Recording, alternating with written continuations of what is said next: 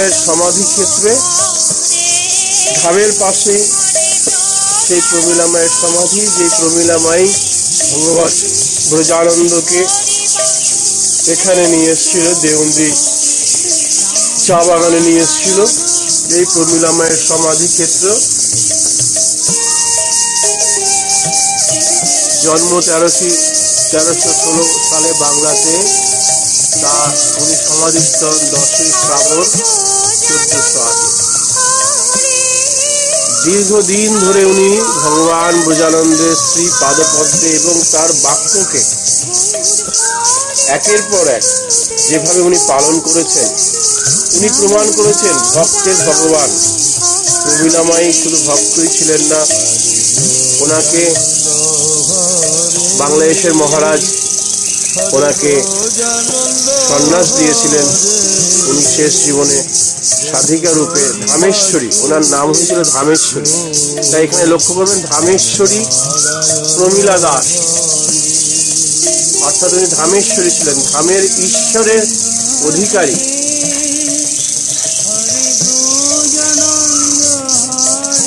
সেই প্রমীলা মায়ের সমাধির কাছে আমরা রয়েছি।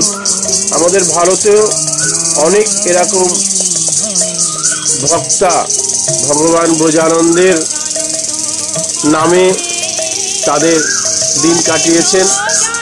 যেমন কাটিয়েছিলেন কৈমমাই, তার সঙ্গীতের মাধ্যমে ভগবান ব্রজানন্দকে রোজ তার নিত্য ভোগে নিত্য প্রয়োজনে সকাল সন্ধ্যায় তার সঙ্গীত পরিবেশন করতেন।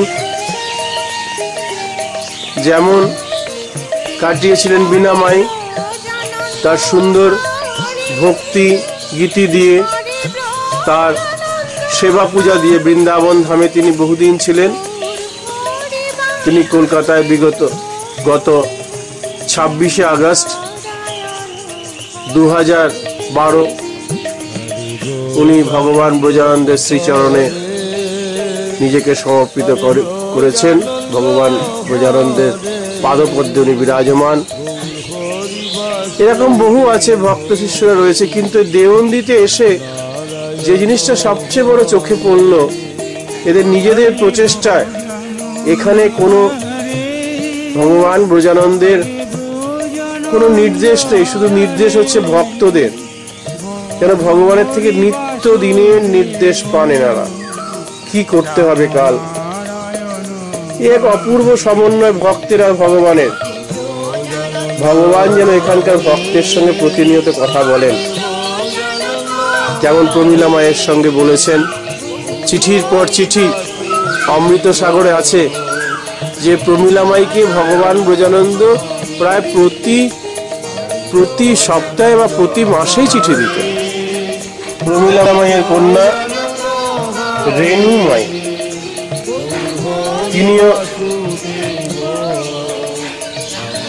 উনি সন্ন্যাসিনী একজন। এখানকার এই গুপ্ত বৃন্দাবন ধামের উনি একজন সন্ন্যাসিনী। তার নাম হয়েছিল তপময়ী। এই তপময়ী মায়ের সমাধি এখানে। অপূর্ব সমন্বয়, মা যিনি ধর্মটাকে এগিয়ে নিয়ে গেছেন, প্রমীলা মাই যিনি ঠাকুরের বড় ভক্ত, ঠিক সেই পথ অনুসরণ করেছিলেন তারই মেয়ে রেণুমাই, যার নাম হলো তপময়ী। একজন ধামেশ্বরী আর একজন তপময়ী। কি সুন্দর সংমিশ্রণ মা ও মেয়ের, দুজনে একই ঈশ্বরের, একই ভগবানের সাধিকা। জয় গুরু, এদের জয় হোক, এদের নামের জয় হোক। জয় গুরু, জয় গুরু, জয় গুরু। আমরা দেখতে পাচ্ছি এখানে দেওবন্দিতে একটি বিজ্ঞপ্তি আছে, কি সুন্দর লেখা। এত দ্বারা সকলের জ্ঞাতার্থে জানানো যাইতেছে যে প্রতি বছর কার্তিক সংক্রান্তিতে শ্রী শ্রী ব্রজানন্দ সরস্বতীর দীক্ষা প্রদান পর্ব সাধু সন্ন্যাসী কর্তৃক অনুষ্ঠিত হইবে, নিবেদক মন্দির কর্তৃপক্ষ।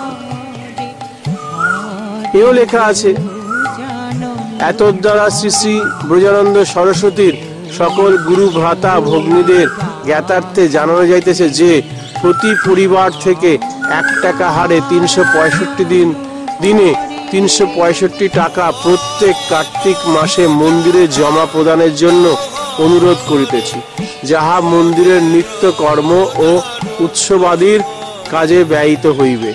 বিনীত, বটতলা মন্দির কর্তৃপক্ষ। অর্থাৎ এখানে প্রতিটি পরিবার পিছু প্রতিদিন 1 টাকা করে 16 আনা, ভগবান ব্রজানন্দ যেটা বলেছিল 16 আনা, সেই 16 আনা যেন সত্যি ভগবান ব্রজানন্দের শ্রী পাদপদ্মে এরা নিবেদন করছেন। আর কোনো মন্দিরে কিন্তু এই ধরনের উৎসাহ বা এই ধরনের যে ভগবান ব্রজানন্দের 16 আনা আদায় করানোর জন্য যে প্রচেষ্টা কোথাও নেই। ধন্য এইসব ভক্তেরা, ধন্য এদের চিন্তা ভাবনা, ধন্য এদের জীবন, ধন্য এদের উপাসনা, ধন্য এদের ভক্তি। জয় গুরু, জয় ব্রজানন্দ। আমরা ধীরে ধীরে যাচ্ছি বটতলার সেই চিরাচরিত বটতলা, যেখানে ভগবান ব্রজানন্দ এসে বসতেন। সেই স্থানটিও আমরা দেখেছি, একই সঙ্গে আছে। আমাদের সবচেয়ে আশ্চর্য হচ্ছে যেখানে প্রমীলামাই ভগবান ব্রজানন্দের সেই পাদপদ্ম আবিষ্কার করেছিলেন, যে পাদপদ্মের কথা শ্রবণ করে চিঠি মারফত ভগবান ব্রজানন্দ প্রমীলামাইকে বলেছিল, প্রমীলামাই এ তো গুপ্ত বৃন্দাবন গো। প্রমীলামাই তখন বলেছিল, ঠাকুর সে তো তুমি জানো। অর্থাৎ এই ভক্তের এবং ভগবানের কথোপকথন যে চিঠিগুলো, সেই চিঠিগুলো আজকে আমি পাঠ করব সমস্ত ভক্তদের মধ্যে, ভক্তদের সামনে।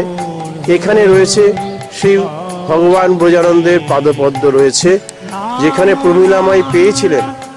প্রমীলামাই শক্তির আরাধনাও করেছেন। ঠাকুর তখন প্রমীলামাইকে বলেছে যে মাই একজনকে ধর, সবাইকে একসঙ্গে ধরিস না রে। গুরুতে ভক্তি রাখ, গুরুতে বিশ্বাস রাখ, গুরুই একমাত্র অগতির গতি, গুরুই তো পরিত্রাতা। সেই পরিত্রাতার পদচিহ্ন, পদযুগল, এটা কিনা এই অঞ্চল শুধু নয়, এই সিলেট বা বাংলাদেশে একটা কথিত আছে, বটতলা শ্রী শ্রী ব্রজানন্দের চরণ চিহ্ন নাকি একবার দর্শন করলে পরে সে সম্পূর্ণভাবে সে সমস্ত বিপদ আপদ থেকে সে উদ্ধার পায়। এই সেই বটতলা, প্রাচীন বটতলা। এই বটতলায় এই চিহ্নটি 1374 সন বাংলাতে। এখানকার ভক্ত ভগবান ব্রজানন্দের শিষ্য। আপনার নামটা যদি বলেন। আমার নাম আমোদ মাল। আমোদ মাল। এই আমোদ বাবু এখানে রয়েছেন। গতকাল থেকে আমি দেখছি আমোদ বাবুকে কিভাবে মন্দিরটাকে আরো ভালো করে তোলা যায়, আরো সুন্দর করে তোলা যায়। আচ্ছা আমোদ বাবু, আপনি তো গুরুদেবের থেকে দীক্ষা নিয়েছেন, ভগবান ব্রজানন্দের থেকে সরাসরি দীক্ষা নিয়েছেন। আচ্ছা, আপনি তো দেখেছেন ভগবান ব্রজানন্দকে। এই যে ছোট ছোট বাচ্চারা আপনাদের এখানে দেখি ভগবান ব্রজানন্দ নয় পাগল, তা আমার তো মনে হয় ওরা তো ভগবান ব্রজানন্দকে দেখেনি, তো ওদের মধ্যেই তো ভগবান ব্রজানন্দ লুকিয়ে রয়েছে মনে হয়।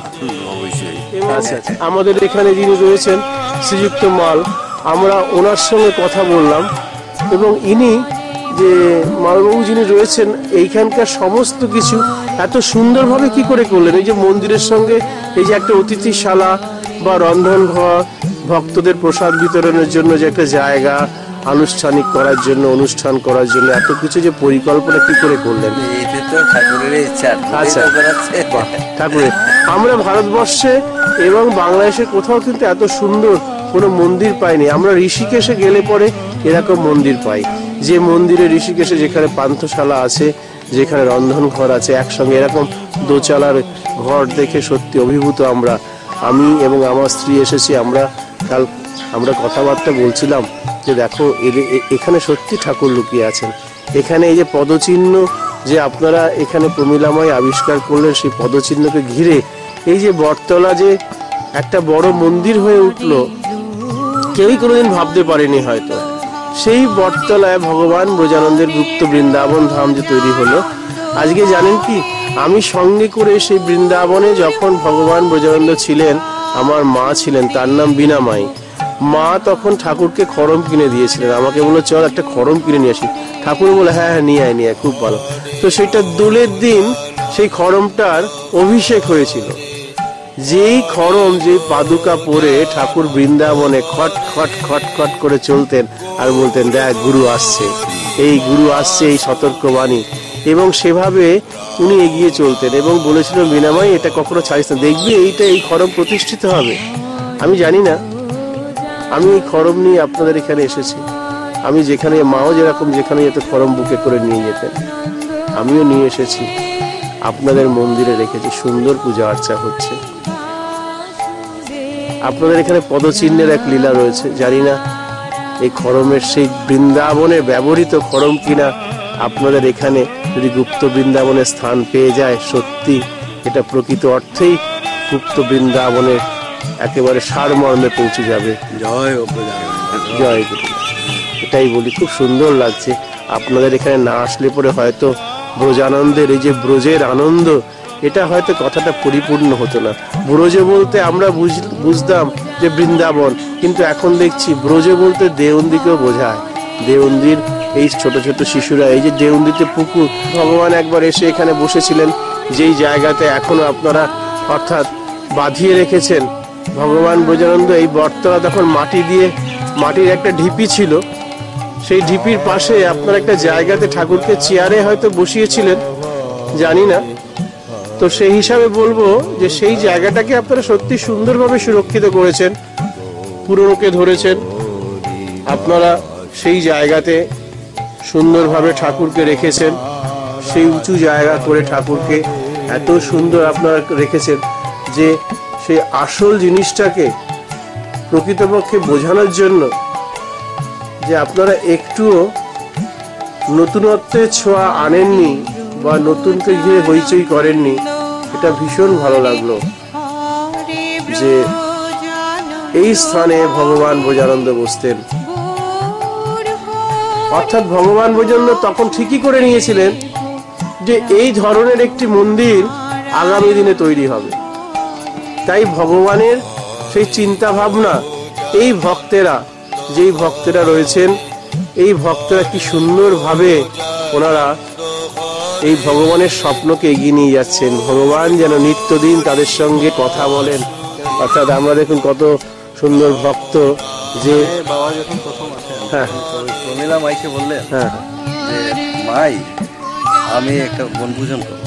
আচ্ছা, তো বনভোজন করার জন্য স্থান খোঁজার জন্য উনি নিজে বেরিয়ে গেলেন। আচ্ছা, পরে খুঁজতে খুঁজতে পরে এখানে, তখন এই এলাকাটা খুব জঙ্গল ছিল, ওই জঙ্গলের এক জায়গাতে এখানে আমাদের যে এখন বটতলা যেটা বটগাছ, এখানে এসে উনি আশ্রয় গ্রহণ করলেন। বললেন, মাই আমি এখানে। আচ্ছা, তো আপনার বনভোজনের ব্যবস্থা করেছিলেন প্রমীলা মা? তখন ওই যে সোয়াশের চাল ডাল দিয়ে, হ্যাঁ, সোয়াশের চাল ডাল ব্যবস্থা করে ওই সময় উনি ওই একটা উৎসবের আয়োজন করেছিলেন। ওই তখন থেকে যে এখানে উৎসব, মানে তখন সেই দিন কত কত ভক্ত প্রসাদ পেয়েছিল, সেই সোয়াশের কত ভক্ত সেই দিন ওই সোয়াশের সাথে তো আরো ভক্ত যারা আছে, যারা তারা আবার কম বেশি যে যা পারে, হ্যাঁ, ওইটার সাথে আচ্ছা, সহযোগিতা হয়েছে। তখন থেকে যে উৎসব শুরু হয়েছে, কার্তিক সংক্রান্তিতে প্রতি বছর আমাদের এখানে, মানে কত লোক হয় আপনার প্রতি বছর কার্তিক সংক্রান্তিতে? কত লোক হয়? ধরেন 15-20 হাজার তো হবেই। 15-20 হাজার ভক্ত আসেন। যে মাঠে মেলা বসে। আচ্ছা, মাঠে মেলা বসে, বাহ, মানে একদিনে 15-20 হাজার ভক্ত এসে চলে যান। অপূর্ব, অপূর্ব। আগের দিন দূর দূরান্ত থেকে আমাদের গুরু ভাইরা আসেন, যেমন সিলেট থেকে আসেন, নারায়ণগঞ্জ থেকে আসেন, ঢাকা থেকে আমাদের চিত্রবাবু আসেন। আচ্ছা, আচ্ছা। পাশাপাশি আমাদের এলাকায় যারা গুরু ভাইগুলো আছেন সবাই সকলেই আসেন। এবং নিয়ম মাস উপলক্ষে, মানে কার্তিক সংক্রান্তি 1 তারিখ থেকে মানে পুরো মাস, মানে নগর পরিক্রমা সহ লুট, আচ্ছা, বাড়িতে বাড়িতে খুবই আনন্দ হয়। শত শত ভক্তরা লাইন বেঁধে বাড়িতে বাড়িতে লুটতে, আনন্দ। মানে বাবা ব্রজানন্দের কৃপা ছাড়া এটা হতে পারে না। এখানকার সে দেওন্দিতে গুপ্ত বৃন্দাবন, অর্থাৎ 2 বৃন্দাবন যেন ঠাকুরের। এক তো ব্রজের আনন্দ, ব্রজানন্দ, যিনি ভারতে বৃন্দাবনে করেছেন, আর এক বাংলাদেশে, অধুনা বাংলাদেশে, যেটা হচ্ছে দেওন্দি চা বাগানে, যেখানকার হচ্ছে বটবৃক্ষের তলায় ঠাকুরের সূচনা হয়েছিল। এখন সেই বটবৃক্ষের তলায় আসনটিকে কেন্দ্র করে এখন এই মন্দিরের এত বহুল, সেই বটবৃক্ষ এত বহুল, এত সুন্দর একটি মন্দির তৈরি করেছেন এখানকার ভক্তেরা, যে মন্দিরের তুলনা হয় না, যে প্রকৃতির সঙ্গে মিলেমিশে এক হয়ে গেছে। প্রকৃতির সঙ্গে এই মন্দির দেওন্দি নতুন বৃন্দাবন সৃষ্টি করেছেন, যেটা কিনা গুগল ম্যাপে কিছুদিন পরেই এই দেওন্দির এই মন্দিরটি স্থান পাবে। পৃথিবীর সমস্ত মানুষ জানবে দেওন্দির এই গুপ্ত বৃন্দাবনের কথা, এখানকার ভক্তদের কথা এত সুন্দরভাবে জানবে যে প্রত্যেকে ভাববে যে একটা বৃন্দাবন আছে ভারতবর্ষে, আর একটা গুপ্ত বৃন্দাবন আছে দেওন্দি বাংলাদেশে। অর্থাৎ দুই বৃন্দাবনেই ভগবান ব্রজানন্দের বিচরণ। অপূর্ব সুন্দর, মানে যা ভাষায় ব্যক্ত করা যায় না। জয় গুরু, জয় ব্রজানন্দ।